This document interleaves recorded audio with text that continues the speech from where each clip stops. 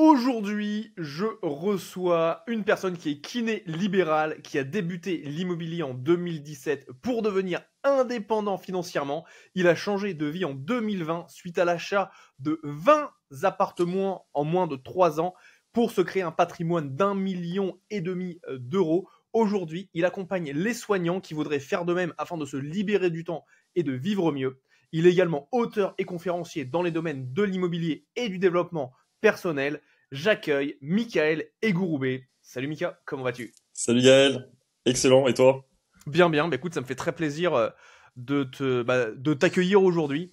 On s'était rencontrés il y a quelques temps de ça dans le cadre d'un, d'un séminaire en développement personnel. Et ma question pour toi, c'est pourquoi allier IMO et Dev Perso? Alors c'est une très bonne question. Déjà, merci pour ton accueil et la présentation, ça fait très plaisir. C'est plaisir. Alors, je pense que l'immobilier, en tout cas, la manière dont je le conçois, c'est pas une fin en soi. C'est-à-dire que on va penser l'immobilier avec l'argent, le financier, mais je pars du principe que si on se concentre que sur ça, que sur le côté financier, mais sans forcément se connaître personnellement, on peut parfois faire des mauvais choix. C'est-à-dire qu'on peut gagner plus d'argent, mais parfois c'est pas forcément en accord avec nos valeurs, qui on est. Et je pars du principe que du moment qu'on se connaît, et je pense que le but du développement personnel, même si au- aujourd'hui c'est un terme qui est vachement partagé et peut-être parfois dénaturé, je pense que le vrai but du développement personnel, c'est quand même la connaissance de soi.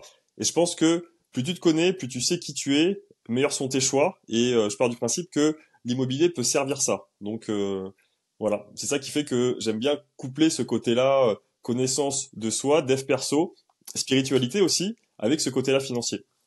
D'accord, d'accord. Et c'est bien intéressant parce que souvent, tu vois, dans le mainstream, pour les personnes voilà, qui sont pas du tout axées dev perso ni spiritualité, c'est facile de faire un amalgame qui pour moi est un raccourci qui est dû au fait que les personnes n'ont pas vraiment fait leurs recherches et qu'elles vraiment surface. Mais le raccourci peut être rapidement fait entre dev perso, spiritualité et gourou. Donc comment est-ce que toi tu fais justement cette différence-là et comment est-ce que tu différencies ces éléments-là du coup? Tout à fait. Alors, des gourous, c'est vrai qu'il y en a beaucoup dans le monde du dev perso et je pense que ça a vraiment explosé avec le Covid et les confinements. Il y a eu une masse de personnes qui se sont auto-proclamées coach en dev perso. La plupart, en fait, ce sont des personnes qui n'ont même pas forcément de formation, de diplôme, qui n'ont même pas non plus de parcours, parce que au-delà, je pense, des diplômes et des formations, je pense que ce qui compte, c'est ce qu'on incarne aussi au quotidien, les valeurs, ce qu'on peut faire aussi dans nos actes. Et je pars du principe que, en fait, qu'on se connaît vraiment, qu'on sait qui on est, qu'on fait aussi confiance à notre intuition, je pense que ça peut nous permettre d'éviter de se faire avoir par des pseudo-coachs. Et au-delà de ça, je pense que euh, de s'entourer aussi, nous, au quotidien, des bonnes personnes. Moi, à titre personnel, là, du coup, là, ce que je fais depuis maintenant plusieurs années, c'est que je me forme beaucoup, je participe à des masterminds, des séminaires. Au-delà des lectures, j'ai pu interagir en fait avec des centaines, voire même des milliers de personnes. Donc, petit à petit, je peux aussi assez vite cerner les personnes qui vraiment incarnent en fait leur message, d'autres personnes qui, pour la plupart, ont peut-être lu deux, trois livres de dev perso et se disent, moi, je suis coach ou expert en ça. Donc là-dessus, voilà, je pense que c'est vraiment une histoire d'intuition. Et je pense que au-delà des diplômes et des titres, je pense que ce qui compte, c'est le parcours aussi de vie et ce qu'on incarne vraiment. Voilà. Ouais, donc c'est ce que tu dis, c'est vraiment, je suis pleinement d'accord avec toi, c'est comment tu suis ton intuition, comment est-ce que tu sens, je dirais, entre guillemets, la personne. Et, Mm. euh, et parce que tu viens quand même, tu vois, d'un métier qui est extrêmement cartésien. Tu vois, quand tu penses, t'es kiné libéral, pour être kiné, il faut faire des études de médecine, si je me trompe pas. Peut-être Tout à que je me fait, oui. trompe. Ouais, Tu as tout à fait des fait. études de médecine. Donc, qui dit études de médecine, c'est quand même très carré, la médecine, ça marche comme ça, tu vois. Mm. Mais par contre, toi, tu t'es ouvert tout de même à tous ces aspects, je dirais, autres, qui font un tout qui est quand même plus aidant. Et donc, comment est-ce que toi, tu as été arrivé à déjà accepter ça? Est-ce que tu avais déjà ça, toi, en grandissant? Ou est-ce que c'est quelque chose qui est arrivé, enfin, comment t'en es arrivé là, en fait? Alors c'est une excellente question et très clairement, je pense que je suis encore en chemin et en travail là-dessus parce que tu vois ce côté-là, spiritualité et même la sensibilité aussi, tu sais, ça peut être aux énergies, à l'intuition. Si vraiment je suis honnête envers moi-même, c'est quelque chose que j'ai depuis gamin. C'est-à-dire que depuis gamin, c'est des trucs, tu vois, que je perçois sans forcément en fait comprendre pourquoi. Et c'est vrai que vu que de base j'aime bien aussi le cartésien et le tangible, et en partie je pense que c'est ça qui fait que aussi je fais de l'immobilier parce que l'immobilier c'est tangible, c'est cartésien quoi. Tu vois quand t'as un bien, t'as des chiffres et puis t'as de la pierre quoi. Tu sais que enfin que tu palpes en fait. Donc c'est là, c'est présent. Euh, mais c'est vrai que tu vois dans mes études de kiné et même quand j'ai travaillé tu vois durant 10 ans comme kiné, très souvent avec des patients il y avait des choses, tu vois, qui se passaient que je pouvais pas forcément expliquer, tu vois. Donc, en fait, quand on est cartésien et qu'on a ce côté-là intuitif, cette partie-là intuitive, elle peut faire peur, mais je pars du principe que, au contraire, enfin, moi je vois, c'est des choses qui me permettent de prendre en fait les meilleures décisions et qui me permettent à la fois de coupler ce côté-là justement cartésien. Par exemple, tu vois, en immobilier, il faut que les chiffres ils soient bons et que le côté cartésien chiffres il soit bon. Par contre, même si on me propose en fait une affaire avec des chiffres qui sont très bons, mais que mon intuition elle me dit non ou que je sens qu'il y a des tensions ou un truc tu sais qui n'est pas fluide, j'y vais pas. Par exemple, tu vois, parce que d'expérience, je sais que quand j'ai pas écouté dans le passé mon intuition qui me disait non, à chaque fois ça s'est mal passé, par exemple. Tu vois? D'accord, d'accord. Et extraordinaire. Et comment, parce que moi c'est une question que je me pose aussi, comment est-ce que tu écoutes ton intuition? Comment est-ce que tu sais bah, que c'est quoi? C'est une voix que tu vas voir dans ta tête, c'est un ressenti dans ton corps. Comment ça se passe concrètement? Ouais, alors moi c'est un mix de différentes choses. Moi j'ai plutôt un profil quand même kinesthésique, donc c'est-à-dire Ok. que c'est vraiment plutôt des sensations que j'ai dans mon corps. Donc ça peut être dans mon ventre, ça peut être, je peux sentir en fait une ouverture dans mon corps ou alors une fermeture. Parfois des petites tensions, tu vois, dans des zones du corps. Très souvent, moi il y a quand même aussi le côté clairvoyance en fait, où Ok. si je peux, ou en gros si je peux pas me projeter très clairement et naturellement, ou si je sens que l'image est un petit peu brouillée, et si ça c'est couplé à des sensations dans mon corps qui sont un peu fermées ou un petit peu tendues, là je sais que c'est peut-être pas forcément bon pour moi. Donc très souvent, moi c'est un mix Hmm. voilà de sensations corporelles et de vision. D'accord. Et aussi, je pars du principe que il y a parfois le côté aussi fluide, c'est-à-dire qu'il y a des fois, que ça soit en business ou alors en perso, tu as des interactions ou des projets, tu sais, qui vont se passer naturellement bien, ou tu sais, tu vas aussi attirer des synchronicités en fait avec les bonnes personnes, tu vois. Euh, alors qu'il y a d'autres fois où tu as cette impression qu'il faut que tu luttes, tu sais, contre tout le monde. Et en fait, le piège, c'est que cette partie-là, en fait, elle est pas forcément simple à discerner parce que tu as aussi des fois où la vie peut te tester pour voir si tu es persévérant aussi, tu vois. Donc, de trouver, tu vois, la subtilité entre est-ce qu'il faut que je persévère même si c'est dur, ou est-ce qu'il faut que j'aille uniquement dans les parties qui sont très très fluides, un petit peu, tu sais, comme un ruisseau en montagne qui coule et qui va vraiment, tu sais, dans le chemin du coup de moindre effort. La différence, elle est pas facile, mais avec l'expérience, on peut quand même, je pense, distinguer les moments où on s'entête en mode persévérance, mais on fonce dans un mur, tu vois, du moment où c'est juste en fait des petits tests de la vie pour qu'on avance plus loin vers le bon chemin. Voilà. Et comment t'as appris à faire ces différences, toi?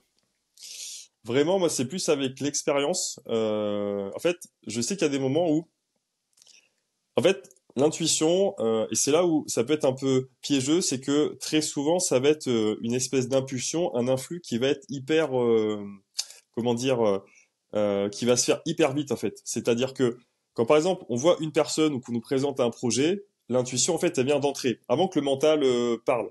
Tu vois ce que je veux dire? C'est-à-dire que ça peut durer peut-être une seconde, et si t'es pas connecté à ce moment, mais des fois, tu dis que c'était juste un petit truc et que c'est pas grave en fait. Et après, t'as ton mental qui lui peut rationaliser et te dire que même si tu le sentais pas, qu'au final c'est quand même un bon deal, que c'est une bonne personne et t'y vas quand même. Et si ça, ce truc-là se passe pas bien, peut-être au bout de 2 mois, 3 mois, un an, tu te dis mais au final, je le savais, tu vois. Il y avait quand même cette petite partie, tu vois, que t'as peut-être un peu étouffé. Donc si t'as ça à la base, que t'as peut-être, tu vois, cette espèce de sentiment d'entre-deux, et qu'en même temps, ben, quand tu lances le projet, tu sens qu'il y a beaucoup de freins et que tu as cette impression que le monde est contre toi, peut-être que c'est pas, tu vois, le bon truc. Par contre, si tu as quand même cette intuition qui est bonne au début, que tu fais ton projet, que tu as la foi, que même si tu as des imprévus, tu sens que tu as quand même cette énergie, tu sens que aussi c'est léger. Voilà. Moi, le truc aussi que je perçois, c'est des sensations aussi parfois de légèreté ou alors de lourdeur. Tu vois, quand je sens que c'est léger, que c'est fluide et que je suis en joie, tu vois, pour y aller et que j'ai cet élan, même si j'ai des barrières, en fait, j'y vais parce que dans ma tête, je sais que c'est clair et j'y vais quand même. Voilà. Donc ça, c'est ce qui marche pour moi, en espérant que ça puisse aider du coup les Ouais. auditeurs, hein, mais voilà. C'est ce qui marche pour moi en tout cas. Ouais, souvent, je pense qu'il y a aussi l'engagement qui est derrière. Je vais te donner un exemple, tu vois. Donc là, on est en train de planifier notre mariage avec Carda, ma fiancée. Et c'est- quand tu planifies un mariage, il y a toujours des choses qui vont pas aller comme toi tu l'aurais imaginé, entre la famille, les amis, tu pensais qu'il allait venir, il vient pas, il vient, mais ensuite il vient plus, et puis avant il venait plus, et maintenant il vient, et t'as la salle de site là, et t'as toujours, tu vois, des choses qui se passent, et le gâteau il est comme ci, et les feux d'artifice, et machin et trucs. Tu vois, pour te donner un exemple.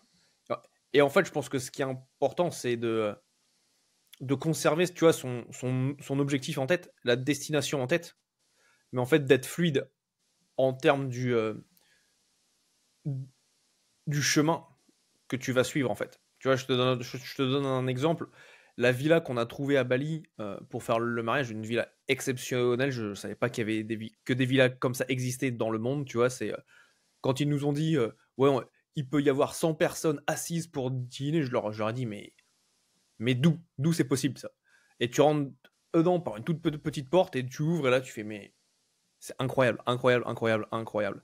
Et donc en fait on arrive, on a visité, je crois, 14 biens, tu vois, entre des resorts, entre d'autres villas, etc., etc. Et moi, je disais tout le temps à Yarda, je lui disais, t'inquiète pas, je sais que ça va le faire, je sais que ça va le faire. Et puis, du coup, entre-temps, on est là, mais oui, ça va pas, est-ce que c'est bien fait, est-ce qu'on doit se marier, est-ce que c'est le bon endroit, est-ce qu'on doit le faire à Bali, est-ce qu'on doit pas le reporter, ici et là. Et tu vois, t'as toutes les histoires qui viennent en tête, tu vois, je pense que c'est la nature humaine. Mais en fait, à partir du moment, à mon avis, tu vois, que tu es clair sur ta destination, sur ta mission, sur là où tu veux aller, et que tu as un minimum confiance dans l'univers, dans les lois de la vie, la chose juste va arriver au bon moment. Et cette ville-là, on allait la visiter le dernier jour, et par l'intermédiaire d'un ami qui nous a mis en relation avec le responsable de la villa le soir même, tu vois. Et Incroyable. là, on l'a vu, elle était disponible, elle était dans notre budget et on est là, bah vas-y, go, c'est parti, tu vois. Et en fait, je pense qu'en plus t'as une partie intuition et t'as aussi une partie, je dirais, de confiance, de faire confiance en toi et de faire confiance à la vie. Je pense que ça fait partie du game. Et si jamais tu te plantes, tu fais quoi, toi? Si jamais, tu vois, tu penses que ton intuition te disait non, n'y va pas, mais t'y allais en même parce que tu me disais, ton mental, ah, c'est peut-être quand même une bonne idée. Comment est-ce que tu réagis? Qu'est-ce que tu fais? Quel est ton next step, je dirais? Mais le next step, ça j'ai vécu quelques fois. Ouais. Alors, si je prends l'exemple de l'immobilier, vu que l'immobilier quand même ça t'engage, c'est-à-dire que voilà quand tu t'engages dans un bien, tu peux pas forcément t'en sortir comme ça. Donc quand ça se passe pas comme prévu, le désengagement peut mettre un petit peu plus de temps. Par contre voilà si c'est tu vois dans un projet où t'es peut-être pas forcément trop engagé au début, ou alors si c'est peut-être tu vois dans des relations ou autres. euh, je pense qu'il faut être, je dirais, sincère et authentique en fait envers soi-même et aussi ben, envers peut-être les personnes avec qui on s'est engagé, à qui on a dit oui, mais au fond de nous en fait on n'était peut-être pas forcément en phase avec ça. Alors moi je sais que les quelques fois du coup où ça l'a fait, ben très clairement quoi j'ai dit en fait, j'ai dit bon ben là au final ce projet-là, ben là du coup là je le sens plus. Euh, voilà, même si ça peut aussi, alors, parce que moi, en fait, à titre personnel, la valeur quand même d'engagement et de transparence, en fait, elle est importante. Et c'est vrai que c'est pas facile parce que il y a des fois, tu as cette envie-là, voilà, de dire oui, en fait, t'as des tas de trucs. En plus, quand t'es entrepreneur, que t'es excité, là, tu sais, par des tas de projets, voilà, il y a des tas de trucs, en fait, que tu veux faire. Sauf que si c'est pas forcément en phase, toi, avec ta mission du moment et même aussi tes contraintes, ben là, tu vois, comme pour toi, si tu te maries, si tu fais d'autres trucs, tu sais, si t'as des enfants, tout ça, et que t'as peut-être pas forcément de temps, tu sais, pour tout faire, je pense que c'est important, voilà, de bien se connaître. Et là-dessus, en fait, c'est quelque chose que je fais depuis pas forcément très très longtemps, mais je me force vraiment plus souvent à dire non, même si j'ai l'intuition, tu vois, pour un projet. Mais si en fait, en dézoomant et en l'analysant de manière peut-être un peu plus cartésienne, si je sais que je suis lancé dans d'autres trucs qui vont me prendre du temps, par expérience, je sais que, et ça c'est un piège aussi, c'est que quand tu as un profil aussi un peu multipotentiel, multipassionné, que tu aimes faire des tas de choses en même temps, ben, tu peux avoir cette envie-là de dire oui à des tas de choses. Quand tout se passe bien, que tu es en pleine forme, que tu es dans le flow, dans le flux, c'est magnifique. Sauf que quand tu as le petit grain de sable en fait qui se met dans un projet et qui ensuite fait effet contagion dans le reste, tu te dis mais pourquoi est-ce que j'ai dit oui à tous ces trucs-là? Tu te prends une rafale, tu te prends un torrent, tu dis oh là c'est trop dur, et après tu dis ok bon, la prochaine fois je vais peut-être dire non, même si j'ai envie, juste parce que il, il faut que je me garde quand même de l'espace, temps et énergie pour mener à bien quand même les projets que je veux. Donc voilà, c'est un petit peu là ce que je fais. Donc là je me force à dire non et voilà que j'ai cette intuition ou pas parce que je pars du principe que vaut mieux parfois en faire moins mais bien que faire des tas de choses mais être un petit peu voilà en mode là je laisse là des petits trucs en suspens parce que ça peut créer aussi un peu de la frustration on va dire voilà. J'en parlais hier et j'en parle presque tous les jours, c'est faire moins mais mieux. Mm. Et souvent, c'est ce que tu retires et pas ce que tu rajoutes qui va faire la vraie différence. Parce qu'en fait, c'est excellent. Donc moi, ce que j'entends dans ce que tu me dis, c'est vraiment ce mix entre l'aspect cartésien, je regarde ce qui se passe concrètement dans la matière, si je puis dire, mais également en étant connecté à ton cœur, en étant connecté à ton intuition, pour vraiment mettre en équilibre ces deux aspects. Et je sais que tu es auteur, que tu as écrit 2 livres, tu es à la sortie de ton 3e livre, voilà, qui va s'adresser aux soignants qui veulent, comme toi, atteindre la liberté financière, j'imagine à travers l'immobilier. Tout à fait, c'est ça, exactement. Mm. Et, et pour ces personnes-là, déjà, comment est-ce que toi, t'es arrivé à te dire d'où te vient en fait ce désir de contribution et dans tes livres, est-ce que tu abordes que la partie vraiment très, comment dirais-je, cartésienne de l'immobilier ou est-ce que tu abordes également tout cet aspect de développement personnel qui m'a l'air, très important pour toi et vraiment constitutif de ton être en fait. Tout à fait, mais très clairement, je mixe les deux. C'est-à-dire que, en fait, le contenu cartésien sur l'IMO, aujourd'hui, il peut se trouver quand même assez facilement, tu vois, parce que on est dans une ère vraiment de l'information et des personnes qui sont informées via les bouquins ou même du contenu offert. Maintenant, t'en as plein. Donc, par contre, la chose en fait que j'ai pu voir, c'est qu'il y a beaucoup de personnes qui ont de l'information, qui savent exactement ce qu'elles doivent faire. Par contre, elles n'agissent pas. Pourquoi? Parce que du Très bonne coup, question. Moi, j'ai une phrase par rapport à ça, c'est savoir et ne pas faire, c'est ne pas savoir. ça c'est parfait cette phrase, j'adore. Je Tu pense que je vais te la piquer peux me si tu l'appliquer si tu veux, c'est m'autorises. cadeau. Si tu m'autorises, merci beaucoup. Et en fait, c'est ça, c'est que t'en as beaucoup qui ont l'information. Moi, j'aime bien utiliser la métaphore, tu vois, d'une Ferrari, tu vois, une belle grosse bagnole avec un gros moteur, avec une grosse puissance, mais qui resterait au point mort en fait. Et en fait, il y a beaucoup de profils comme ça, et notamment dans le monde du soin, et même aussi pas mal de professions qu'on pourrait qualifier d'intellectuels, c'est-à-dire des gens qui ont des diplômes, qui sont habitués du coup à exercer une expertise dans un cadre qu'ils maîtrisent. Dès que tu les sors de ça et que tu les exposes un petit peu au risque de l'investissement, ils font plus rien. C'est-à-dire qu'ils vont se former, ils ont envie, par contre, ils vont trouver des excuses en disant mais j'ai pas le temps, mais c'est la crise, les banques ne prêtent plus, c'est la guerre, tu vois. Mais très souvent, ça cache la peur de perdre de l'argent, la peur de prendre des risques, la peur de se mettre en danger, la peur que ça prenne trop de temps, tu vois. Et en fait, j'ai voulu vraiment aider les soignants parce que de base, moi, dans ma profession en tant que kiné, j'ai pris conscience que d'une part, il y avait une vraie ignorance financière dans nos métiers. Il y a aussi un désir de mieux gagner notre vie parce que contrairement en fait aux croyances populaires, si tu prends un kiné ou une infirmière, oui, on gagne de l'argent, mais c'est en sacrifiant beaucoup de temps et d'énergie, et parfois même la vie de famille et notre propre santé, paradoxalement, tu vois. Euh, et en fait, quand j'ai commencé à me lancer en IMO, j'ai eu beaucoup de collègues en fait qui m'ont demandé de les aider.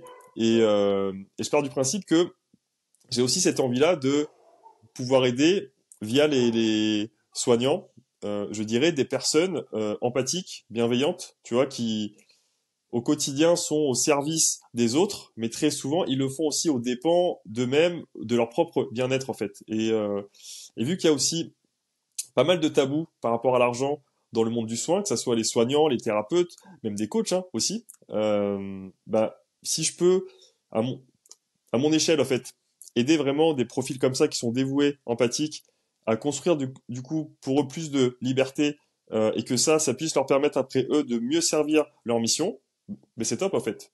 Et là je vois là, tu vois, sur la plupart des personnes que j'aide, t'en as qui, comme moi, veulent faire vraiment cette espèce de transition de vie et ne plus être dans le monde du soin. Mais la plupart, en fait, je dirais 80%, c'est juste qu'ils veulent lever le pied, avoir plus de temps pour eux, leur famille, aller surfer, aller marcher, aller voyager, tu vois, tout en exerçant en fait leur profession, leur vocation, mais en ayant moins de pression en fait et en étant plus serein par rapport à l'avenir qui, dans le monde de maintenant, est quand même très incertain. Voilà. Ah, c'est une sacrée réflexion parce que là, tu vois, t'es au cœur même je dirais, de certaines problématiques liées à la société française. Tu vois, quand tu regardes comment ça s'appelle, le monde du médical en France. Mais moi, je suis choqué. J'ai une des membres de mon équipe qui m'a dit que pour avoir un rendez-vous chez le dentiste, ça allait lui prendre genre 3 mois et qu'elle a dû se déplacer. Elle habite pas sur Paris. Elle a dû se déplacer, faire, je crois, 2 heures de TGV pour aller à Paris pour aller voir un dentiste. Et tu te dis, mais attends, il y a quand même un souci, quoi. Ce que j'entends, c'est ils sont payés, mais tu vois, c'est ok, mais c'est au détriment de leur temps, de leur santé, de leur famille, de leur énergie. Et du coup, pour contrebalancer avec ça, il y a des solutions qui les sortent de ça. Et c'est quand même assez incroyable, tu vois. Alors que tout le monde vient inventer les mérites, tu vois, de la Sécu. Tu vois, moi, quand je vivais en Angleterre, les gens pensaient que la Sécu en Angleterre, ça n'existait pas et que les soins étaient extrêmement mauvais. Alors que quand j'avais eu des soucis, tu vois, je vais te donner des exemples. Genre, un jour, je me suis foulé, je crois que j'avais un problème au genou et dans la journée, j'étais allé faire, je suis allé voir mon généraliste le matin, il me fait une ordonnance. Je suis allé faire une radio à l'hôpital. Dans les 2 heures qui suivaient, le lendemain, il avait les résultats pour me dire quoi faire. Mhm. Pareil, quand j'ai dû faire des prises de sang, généraliste, prise de sang dans les 2 heures, et lui, il avait les résultats voilà, qui suivaient dans les 24 heures. Et tout ça, en plus, ce qui est assez extraordinaire, c'est que en fait, tu sors pas d'argent. C'est pas comme en France où tu sors et puis ensuite tu es remboursé. Donc c'est toujours. Moi, tu vois, en France, c'est vraiment quelque chose qui m'étonne, tu vois. Et c'est intéressant, tu vois, que tu arrives à leur apporter justement cette nouvel aspect d'indépendance financière par l'intermédiaire. Toi, tu as choisi l'immobilier. Et d'ailleurs, pourquoi l'immobilier et pas la crypto ou la bourse ou faire Mhm. uniquement un business en ligne? Tout à fait. Qu'est-ce qui t'a amené à l'immobilier? Mm. Alors, l'immobilier, moi, c'est venu vraiment très naturellement déjà dans ma vie. L'immobilier, en fait, ce qui est bien, c'est que aujourd'hui, c'est vraiment le seul actif où tu peux t'enrichir sans forcément être riche au départ. Alors, attention, ça veut pas non plus dire que si tu es au chômage ou que tu es à découvert, tu vois, tu peux emprunter, non? Parce que ça, c'est pareil. Depuis quelques années, il y a eu beaucoup de vendeurs de formation qui vendent vraiment des illusions en disant, voilà, même si tu es au chômage, même si tu bosses pas, que tu peux être rentier en 6 mois, ça marche pas, très clairement. Ok? Euh, mais en fait, l'avantage, c'est que la plupart des soignants, si tu prends des médecins, des dentistes, des kinés, infirmières, ils ont très souvent des bons profils en fait pour emprunter. Donc même s'ils n'ont pas forcément une épargne conséquente, le simple fait qu'ils aient des métiers qui soient bien vus par des banques, ça peut leur permettre de lever beaucoup, beaucoup, beaucoup d'argent. Et en fait, je trouve que l'immobilier, c'est un excellent point de départ quand on est soignant pour, d'une part, se constituer un patrimoine, sécuriser ses finances et les finances de sa famille, se protéger aussi, et en même temps, si on investit bien avec les bonnes méthodes, pouvoir gagner un complément de revenus, enfin qu'on appelle le cash flow du coup, hein, donc c'est le différentiel entre toutes tes sorties et tes entrées pour faire en sorte de compléter et potentiellement de lever le pied, travailler moins sans perdre en confort de vie. Et ça c'est parfait en fait. Et à partir de là, moi en fait, ce que j'ai fait moi, c'est que j'ai fait vraiment de l'immobilier à fond pendant 3 ans, et après j'ai commencé à diversifier après avec les crypto-monnaies et le business en ligne et les formations. Mais je pars du principe que l'immobilier c'est un excellent tremplin quand tu as ton emploi qui est stable pour lever de la dette, t'enrichir avec le crédit, et ensuite ça peut te permettre après d'entreprendre parce que en plus de ça, l'immobilier c'est aussi, je pense, un premier pas dans l'entrepreneuriat parce que quand tu développes un projet IMO, tu as tout ce côté-là où il faut que tu trouves le projet, il faut que tu montes le business plan, il faut que tu trouves les partenaires bancaires, il faut que tu trouves justement ben, ton notaire, que tu gères les travaux, que tu trouves après les bons locataires et que tu gères un business en fait, tu vois. Et ça, je trouve que c'est bien parce que si après tu veux peut-être entreprendre, eh ben, ça te permet aussi de faire cette transition entre ton métier, ça peut être voilà de soignant, mais même prof ou n'importe quoi, où tu es dans ton cadre et tu prends pas trop forcément de risques. Et après, si après tu veux faire peut-être un peu plus de business ou autre, ben je, je trouve que la transition est bonne parce que d'une part, toi, tu sécurises tes finances, tu gagnes plus d'argent, donc même après, quand tu crées des business, ça peut te permettre de les créer avec moins de pression financière et d'être encore plus, tu vois, dans le cœur de ta mission. Voilà. D'accord, donc vraiment avoir l'immobilier, je dirais, comme base stable et solide pour ensuite pouvoir investir dans d'autres endroits en fonction, bah, c'est soit tu continues comme ça, t'es content, t'es heureux, t'as ton complément de salaire, ou soit ça peut être un tremplin vers autre chose. Et toi, en termes d'immobilier, t'as une méthodologie que tu préfères en particulier parce qu'il y a beaucoup de façons de faire de l'immobilier. Tu peux faire de l'achat-revente, tu peux faire du LMNP, peux faire du Airbnb, de la location courte durée, etc. etc. Laquelle, toi, est-ce que tu préconises pour une personne bah, voilà, qui est en libéral et qui souhaite voilà, se lancer, faire son premier investissement en immobilier, qui soit voilà, sans se stresser, parce que c'est toujours ça. Moi, on en parlera peut-être plus tard, mais j'ai un concept qui s'appelle le 1%. Et à la place d'y aller à fond, d'un coup, tu vas pas passer de 0 à 1,5 million de patrimoine, mais ta première étape, qu'est-ce que tu conseillerais à ces personnes-là, toi? Ok.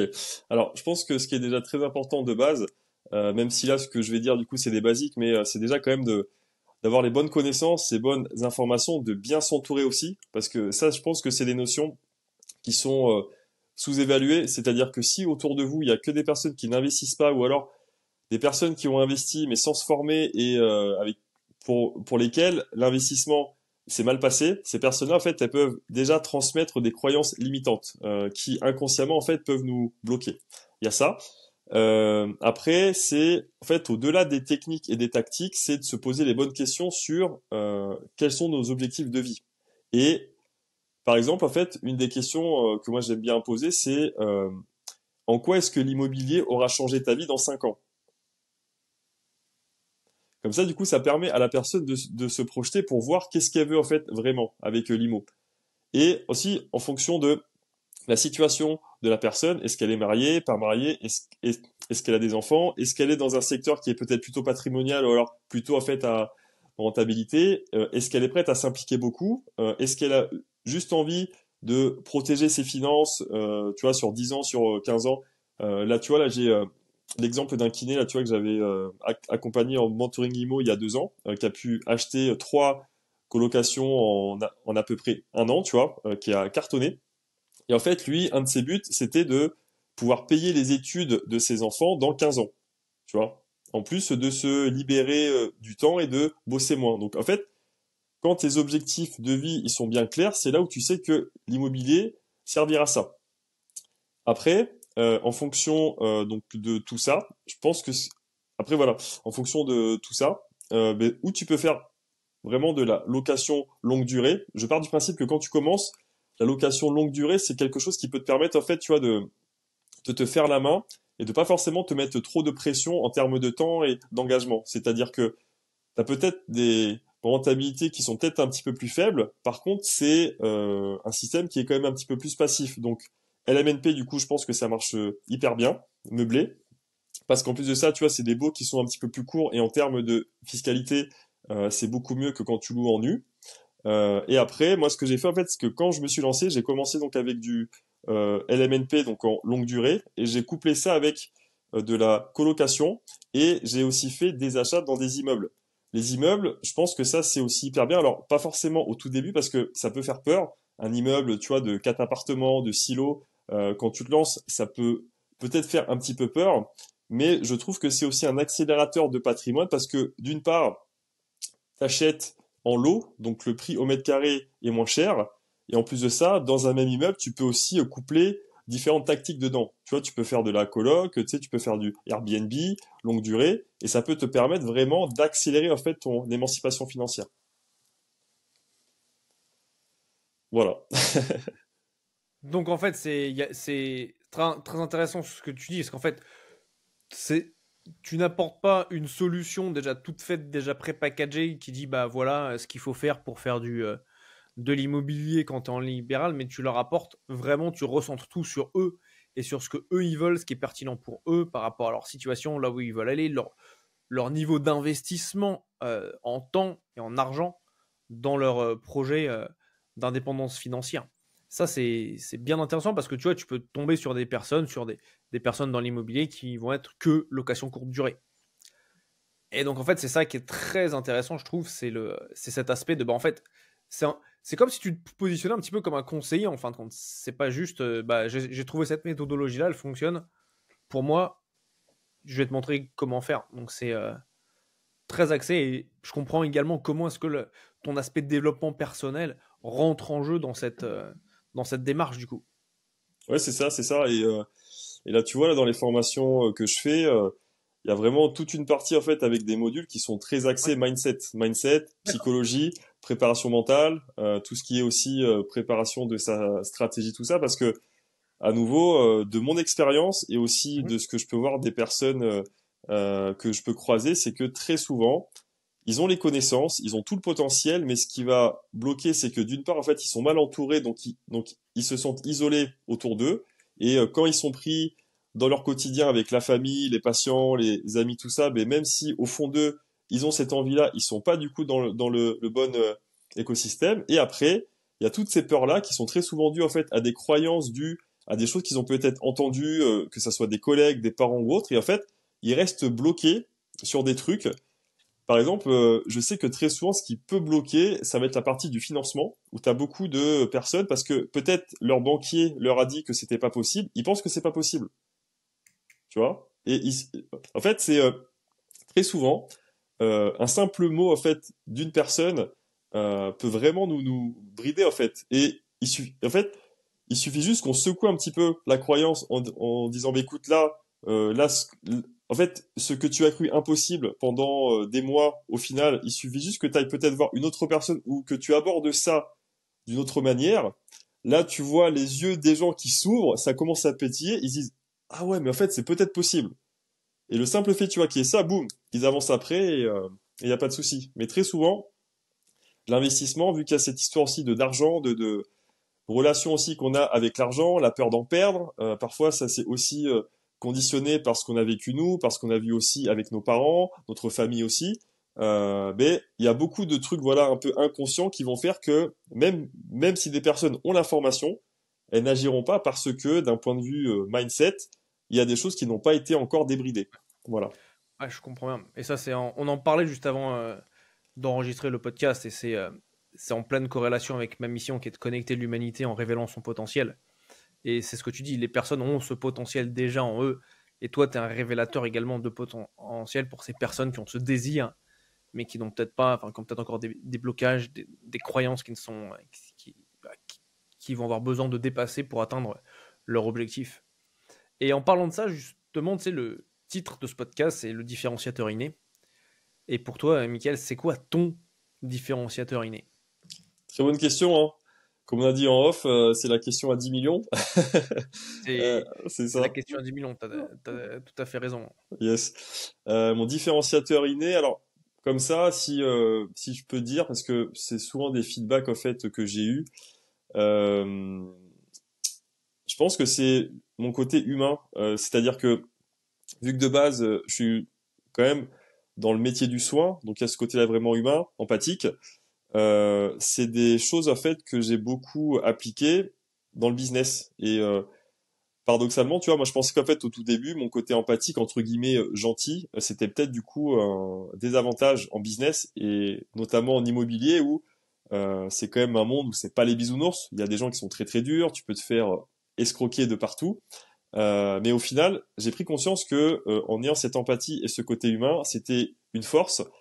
Et en fait, c'est ce que je cherche aussi à véhiculer au travers de mes formations. Donc, je dirais, je pense, ce côté-là humain, ce côté-là aussi justement connecté à ma spiritualité, et de mettre tout ça au service du business et de l'émancipation financière, ce qui permet au final peut-être de d'associer ce côté-là argent, peut-être avec des valeurs un petit peu plus hautes, un petit peu plus humaines, voilà, qui sont, je pense, en décalage avec tout ce qu'on peut nous faire croire, tu vois, sur l'argent et le business, qu'il faut être dur, qu'il faut être antipathique, qu'il faut escroquer, tu vois. Voilà, je pense qu'au contraire, on peut s'enrichir avec éthique, bienveillance, tout en étant en accord en fait avec qui on est. Voilà, donc moi c'est ce que j'essaie de transmettre. Donc je dirais que mon différenciateur est peut-être là. En tout cas, c'est ce que je perçois. Peut-être que toi tu perçois d'autres choses et en tout cas je suis enfin, je suis prêt à entendre, mais en tout cas voilà, c'est ce que je pense être mon différenciateur inné pour te répondre. Merci, merci. Mais je trouve qu'il y a de la justesse dans ce que tu dis, parce qu'effectivement, tu as cet aspect. Je connais des personnes dans l'immobilier qui sont uniquement axées sur les chiffres, alors que toi, très clairement, dès le début, on a évoqué le développement personnel, on a même parlé du développement spirituel qui était important pour toi. Et c'est pour moi quelque chose d'important. Et j'imagine que ça va très bien résonner avec les personnes qui vont être dans le domaine des soins, dans le libéral, pour aider leurs clients et qu'ils aillent bien sûr développer leur patrimoine immobilier. Et du coup, donc là, tu as un troisième livre qui sort, qui s'adresse aux soignants voilà, qui veulent atteindre leur liberté financière. Il sort quand ce livre, Michael? Ben, ce livre est déjà sorti. Il est déjà Il est sorti déjà donc sorti. ouais, On peut le donc trouver où? le week-end dernier. Donc actuellement là sur Amazon. Donc il s'appelle Sur Amazon. Soignant libre, donc au pluriel. Et ben, c'est un livre voilà, ben, qui va vraiment s'adresser aux soignants qui voudraient d'une part se libérer du temps et changer de vie grâce à l'immobilier. Donc c'est un livre qui se lit assez facilement, où je suis vraiment allé droit au but, où je partage en fait deux histoires, donc d'un kiné et d'une infirmière. Donc c'est deux personnages que j'ai créés en fait, qui sont un mix de membres de mes formations plus de personnes en fait avec qui j'ai pu parler. Et en fait, c'est deux personnes qui se retrouvent à un moment de leur vie dans ce que j'appelle moi la prison dorée, c'est-à-dire qu'ils sont dans la rat race. Ils se rendent compte qu'ils travaillent énormément, qu'ils manquent des moments importants avec leurs enfants ou autres, et qu'ils sont pas forcément en bonne santé. Et ils aimeraient voilà ou se libérer du temps ou alors changer de vie. Et ben, je pars du principe que c'était un peu comme si c'était des membres de ma formation en fait que j'accompagnais et on les voit évoluer un petit peu, tu sais, comme des Pokémon, tu vois, dans le livre où ils passent, tu sais, donc du point A au point B, donc avec l'immobilier. Et voilà, le but c'est d'inspirer, de montrer que c'est possible et de partager et des tips immobiliers, mais aussi de développement personnel pour faire en sorte que ben, les personnes, voilà, du soin. Alors, quand je parle de soignant, dans ce livre-là, c'est pas forcément que la profession. Je pars du principe qu'en fait, un soignant, c'est une personne qui naturellement veut prendre soin des autres autour de lui. Et très souvent, tu sais, mais ça va être bah, ces profils-là assez empathiques, qui des fois peuvent avoir tendance, voilà, à trop s'oublier pour les autres. Et ma mission, voilà, tu vois, comme je t'ai dit, c'est vraiment de d'aider ces profils-là parce que je pars du principe qu'une personne, voilà, un soignant qui est bien dans sa vie, qui est bien dans ses finances, pourra être encore plus à même de servir sa mission pour contribuer, lui, voilà, à un monde meilleur autour de lui. Voilà. Magnifique, magnifique. Bah écoute, je mettrai le lien vers ce livre, également le lien vers tes réseaux sociaux dans la description du podcast. On peut te retrouver où, Michael? Alors sur Instagram, Michael Gouroubet, sur Facebook, sur LinkedIn aussi, et j'ai aussi une chaîne YouTube. Voilà. Donc là, je suis Ok. sur ces quatre canaux de réseaux sociaux. Voilà. Bon, on mettra les liens juste en dessous. Et dans ce podcast, voilà, j'ai une tradition voilà, pour perpétuer cette chaîne de connexion de l'humanité. Et ma question, c'est qui, tu vois, dans ton entourage, est-ce que tu aimerais voir passer sur ce podcast pour qu'on vienne voir son différenciateur inné, voilà ce qui va le différencier des autres personnes. de son industrie. Yes, ben là, moi, la personne qui m'est venue, donc c'est un sportif de haut niveau avec qui je me suis formé en coaching il y a maintenant 3 ans. Donc c'est un boxeur qui a 9 titres de champion du monde en pied-point, qui est d'une humilité, d'une humanité sans pareil. Donc il s'appelle Edouard Bernadou. Et voilà, je pense que c'est une personne qui pourra vraiment apporter du coup son expertise, sa bienveillance, voilà, dans tout ce qui est aussi le sport, la nutrition, le bien-être, mais aussi le dev perso parce qu'il est aussi très connecté. Voilà, donc je pense que ça sera un invité de choix du coup pour un podcast avec toi. Ouais.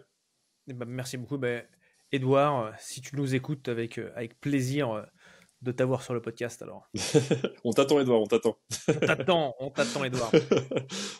Bah écoute, Mika, ce podcast arrive à sa fin. Ben, je te laisse le mot de la fin. Voilà. Quel message souhaiterais-tu laisser aux personnes voilà, qui nous ont écoutés jusqu'à maintenant? Yes. À toi de jouer. Ok.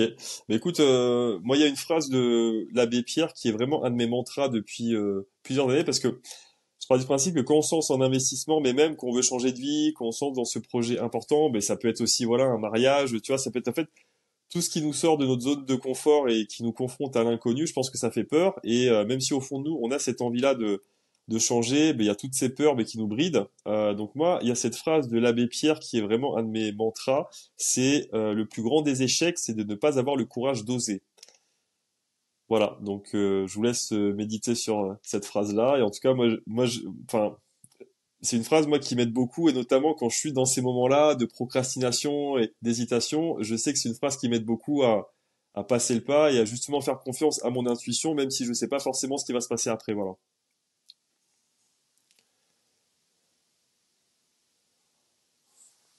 Je t'entends plus.